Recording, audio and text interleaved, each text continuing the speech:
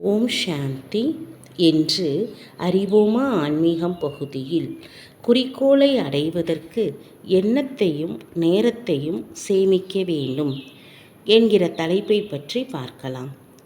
இன்றைய உலகத்தில் ஒவ்வொருவருமே தமது வாழ்க்கையை அமைதியுடனும் உற்சாகத்துடனும் வாழ வேண்டும் என்று விரும்புகிறோம். தன்னுடைய வாழ்க்கையில் பல சாதனைகளை செய்ய வேண்டும் என்பது குறிக்கோளாகவும் இருக்கின்றது. ஆனால் முழுமையான உற்சாகம் நிறைந்த வாழ்க்கை வாழ்வதற்கு வீணான எண்ணங்களை உருவாக்குவதும் நேரத்தை வீணாக்குவதும் தடையாக இருக்கின்றன.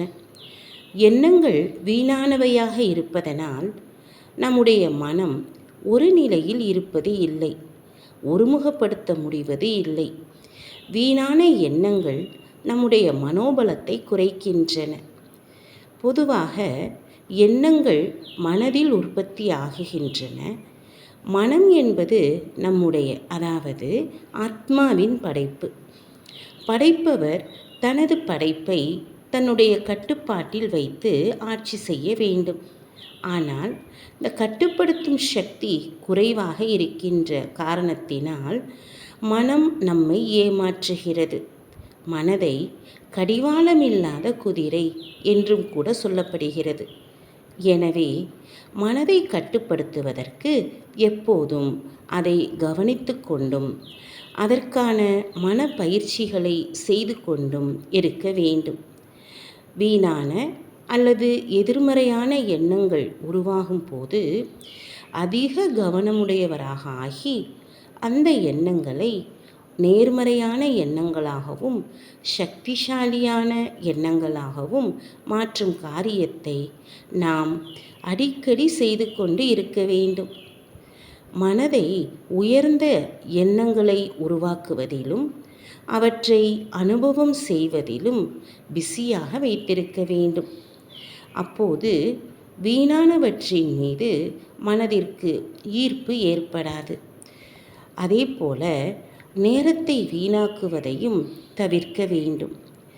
எண்ணங்கள் வீணானவையாகவும் எதிர்மறையாகவும் உருவாகும் போது நமது நேரம் மற்றும் அல்ல, ஆற்றலும் கூட அதிகமாக வீணாகுகிறது.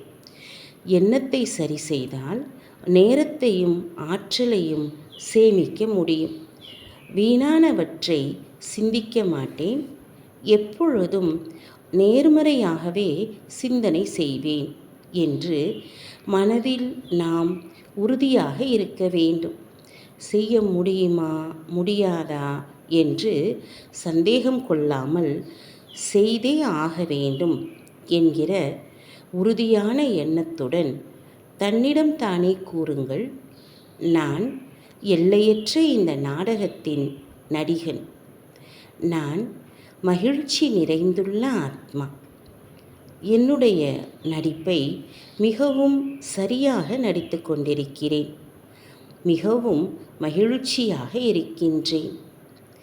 இந்த நாடகத்தில் எனது கடமைகளை செய்தாலும் அனைத்து பிரச்சனைகளையும் எதிர்நோக்கினாலும் மிகுந்த மகிழ்ச்சியுடன் இருக்கிறேன். இது போன்ற நேர்மறையான எண்ணங்களை அடிக்கடி மனதில் உருவாக்கினால் நமது லட்சியத்தை வெகு சுலபமாக அனுபவம் செய்ய முடியும். மனதை வென்றால் உலகையே வெல்லலாம் என்று ஒரு பழமொழி இருக்கின்றது. அந்த பழமொழியின்படி மனதையும் வென்று உலகத்தையும் வெல்ல முடியும். ஓம் சாந்தி.